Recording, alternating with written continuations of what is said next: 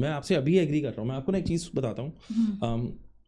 एक बार ना एक राजा था और राजा ने अपने मंत्री से पूछा, जो बहुत ज्ञानी था, कि भाई ऐसा क्यों होता है कि जो एक कार्य एक व्यक्ति करता है उसको एक फल मिलता है, वही सेम कार्य जो दूसरा व्यक्ति करता है उसको दूसरा फल मिलता है। बिल्कुल। तो कह रहा है कि यार कार्य का प्रोसेस सेम है, तो तू ऐसा क्या चीज़ है जो इस चीज़ को डिफर करता है? थॉट। मैं सुना रहा हूँ स्टोरी, ठीक है। तो मंत्री क्या करता है, वो ना एक ड्रामा करता है। वो कहता है आप ना घी लेकर आओ और घी के 3 चम्मच निकाल लो, 1 चम्मच को अग्नि में डालो। जब तुम अग्नि में डालोगे ना तो अग्नि बढ़ेगी। अब सेम चम्मच घी का तुम पानी में डालो, वो डिजॉल्व हो जाएगा। तीसरा चम्मच तुम मिट्टी में डालो, वो रुल जाएगा। तो इससे क्या होता है, तो ये तुम्हारा थॉट, तुम्हारी एनर्जी और तुम्हारा विजन, जो 3 चीज़ें हैं, तुम्हारी कॉन्शियसनेस, तुम्हारी एनर्जी और तुम्हारा फोकस डिफाइन करता है कि तुम्हारे पास जो चीज़ आ रही है या फिर जो चीज़ का तुम प्रोसेस कंडक्ट कर रहे हो उससे तुम्हें आउटपुट क्या मिलेगा। अगर तुम फायर की तरह हो, फियरी, क्लियर, जिसके अंदर जो भी जाएगा वो फायर ही रहेगी, इट मीन्स तुम बाहर से इन्फ्लुएंस ही नहीं हो रहे हो, तो तुम वो थॉट पालोगे। पानी तुम डिजॉल्व कर लोगे। तो ये सब कुछ तुम्हारे ऊपर डिपेंड करता है। बिल्कुल। जो हमारा, अगर हमारा दो अलग अलग लोगों ने काम करा, एक ने वहाँ तक की सक्सेस ले ली, एक यहीं तक रह गया, उसका खुद पे बिलीव, खुद की विल पावर और उसका बचपन से लेकर अब तक का क्या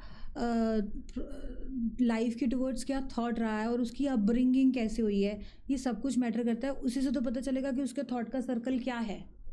किसी के थॉट का सर्कल इतना बड़ा है, किसी के थॉट का सर्कल इतना छोटा क्यों है? बिकॉज हर किसी के पेरेंट अपने बच्चों को अलग अलग तरीके से समझाते हैं, एक ही बात को अलग अलग तरीके से शिक्षित करते हैं, अलग अलग तरीके का बिहेव करते हैं। कुछ बच्चे मदर फादर वुंड में फंसे रह जाते हैं, कुछ लोग ग्रैंड पेरेंट के उसमें फंस जाते हैं। तो उस बच्चे की अपब्रिंगिंग कैसी हुई है? 2 लोग एक ही कॉलेज में पढ़े, एक ही स्कूल में पढ़ते हैं, लेकिन दोनों अलग अलग नंबर से पास होते हैं, दोनों अलग अलग करियर बनाते हैं, दोनों एक ही करियर में घुसते हैं, लेकिन एक CEO बन गया और अभी एक एग्जीक्यूटिव लेवल पे काम कर रहा है। क्यों? क्या वो समझदार नहीं था? ऐसा नहीं है। उसका थॉट क्या था? उसका थॉट इनसिक्योर था क्या उसके थॉट में कहीं फियर था? क्या था? मेरे साथ क्या हुआ? मैं फादर वुंड में फंसी रही क्योंकि मैं एक हाई पिच वाली लड़की थी जिसको इमीडिएटली गुस्सा आता था। तो मेरे फादर वुंड में ये हो गया कि मेरे फादर ने मुझे ये बोल दिया। मैं उनसे कोई शिकायत नहीं करी, ना ही उनकी कोई बेइज्जती करना चाहती हूँ, बट उनका भी कसूर नहीं है। उन्होंने बोला कि इस तरह से बोलेगी ना तेरा घर का भी नहीं बसेगा। बड़े बूढ़े बोल देते थे पहले, तो वो मेरे अंदर रह गया ना। सो आई गॉट मैरिड। पहले मेरी फर्स्ट मैरिज हुई, फेल महीनों के अंदर, साल तो मैं बोलूँगी ही नहीं। देन मेरी सेकेंड मैरिज हुई, then again fail. That is a total of father wound. क्योंकि ये चीज़ एक बार नहीं कही गई, बार बार कही गई। वहीं मेरी बहन की शादी इतनी सक्सेसफुल रही कि उनको बेबी नहीं हुआ, फिर भी हस्बैंड वाइफ स्मूथली चल रहे हैं, बाहर जाके सेटल भी हो गए हैं। अपब्रिंगिंग तो बराबर सी थी ना, बट उसे ट्रीटमेंट अलग मिला, मुझे ट्रीटमेंट अलग मिला। मैं बोलना नहीं चाहूँगा। Have you looked at the way your sister conducts life versus how you conduct life? आपने देखा, इसको कंपेयर किया कभी? क्योंकि उसको एप्रिसिएशन के साथ ट्रीट किया गया। She is good in marks, अच्छे नंबर लाती थी, फोकस थी बड़ी, और वायलेंस बिहेवियर कम था। मैं भी पढ़ती ठीक थी, पर मेरा वायलेंस बिहेवियर ज़्यादा था, मुझे गुस्सा जल्दी आता था। तो आपने अपने गुस्से पे काम किया? अब तो हो गया। हाँ, देर से समझ आया। अब तो हो गया। तो उस टाइम तो I love it when you are at least एक तरीके से आपने ना एक खुश मिजाज वे में आपने कहा अब तो हो गया। अब तो हो गया। जो जाना था चला गया, जो मिलना था मिल गया। मुझे कोई रिग्रेशन नहीं, कोई शिकवा शिकायतें नहीं है। हाँ ठीक है, लाइफ ने जब कुछ सिखाना होता है तो वो कुछ ना कुछ तो पंगे लेगी ना, बिना पंगे लिए कैसे पता चल जाएगा? Very much. शायद मैं जितनी अब खुश हूँ मैं उससे पहले कभी थी नहीं। When I met myself, of course I'm happy. Hurdles थे, लाइफ के हडल अगर बताने लगूंगी तो ये पॉडकास्ट छोटा पड़ जाएगा। इतना मेरी लाइफ ने मुझे इतना ज़्यादा अप्स एंड डाउन्स सबसे लाइफ की कठिन चीज़ क्या रही है आज तक? सी देखो, मैं ना एक ऑटो ड्राइवर की बेटी हूँ, ठीक है, और छोटा सा घर। वो 3 इडियट्स देखी आपने? उसमें राजू रस्तोगी के घर जाते हैं तो पिक्चर ब्लैक एंड वाइट हो जाती है ना, जिसमें बाल होता है, खाना रोल करते हैं। बस वो वाला सीन छोड़ दो, वो मत ऐड करना, वरना वही चूल्हे पे माँ रोटी बेल रही है एंड पापा ऑटो से जो थोड़े बहुत पैसे कमा के ले आए, बस वो ज़िंदगी चल रही वाली मैंने अपनी लाइफ देखी।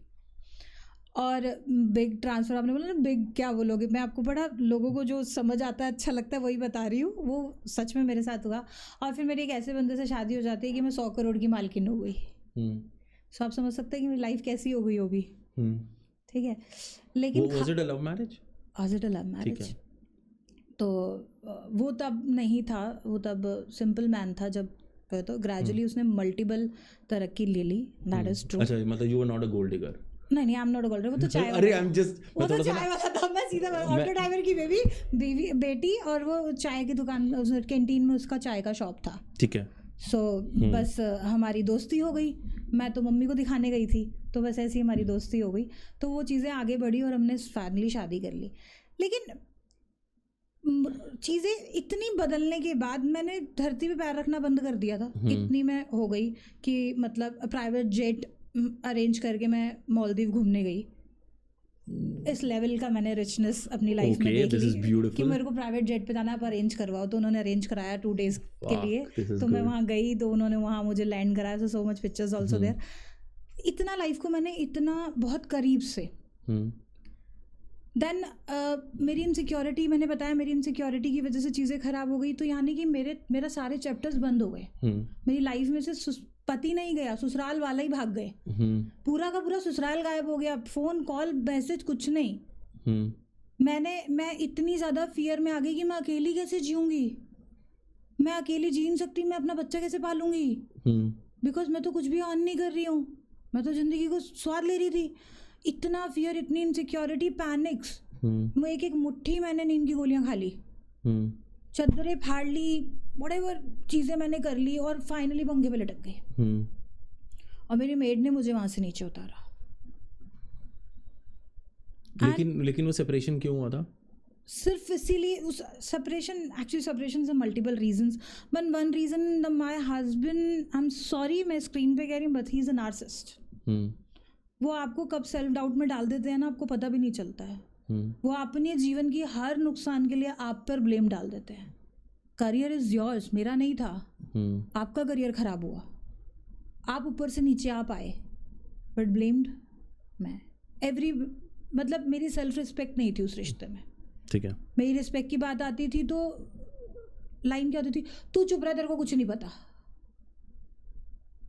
एंड मैं बोल रही हूँ कि इस चीज़ को ऐसे कर लेते हैं, ऐसे करते हैं, तो मेरे हस्बैंड कहते नहीं मैं ज़रा बेटी से बात करता हूँ, वो बताएगी क्या करना है। मैंने कहा वो बता देगी, गुड नॉलेज है, पर एक्सपीरियंस कहाँ से लाओगे, वो तो हम एज के हिसाब से लेते हैं ना। तो इस तरह के बहुत सारे मोमेंट थे जहाँ मैं घुट घुट के जी रही थी। अब्यूजिंग, फिजिकल अब्यूजिंग, मारा गया, बहुत बुरे तरीके से मारा गया। मतलब कभी आँख कभी नाक तुड़वाती ही रही। और फिर बाहर मेरे अंदर से तो वायलेंस ही निकलेगा। जब कोई औरत को मार दिया जाए तो वो वायलेंस ही बाहर आता है। So these kind of stories. तो मेरे लिए वो बिग वो था कि जब देखो कोई नीचे होता है, वो ऊपर पहुंचता है, बड़ा सही रहता है। मैंने बताया ना प्राइवेट जेट तक बात पहुंच गई। अब सडनली मेरे हस्बैंड ने खींच लिया, वो घर से चलेगा और हाथ खींच लिया। अब हाथ खींच लिया तो पैसे ख़त्म, बैंक बैलेंस ख़त्म, क्योंकि सब ब्लॉक्ड कर दिया। ठीक है, वहाँ से मेरी जर्नी शुरू हुई। अब प्राची खुद अर्न करना, अपना बेटा खुद पालना है।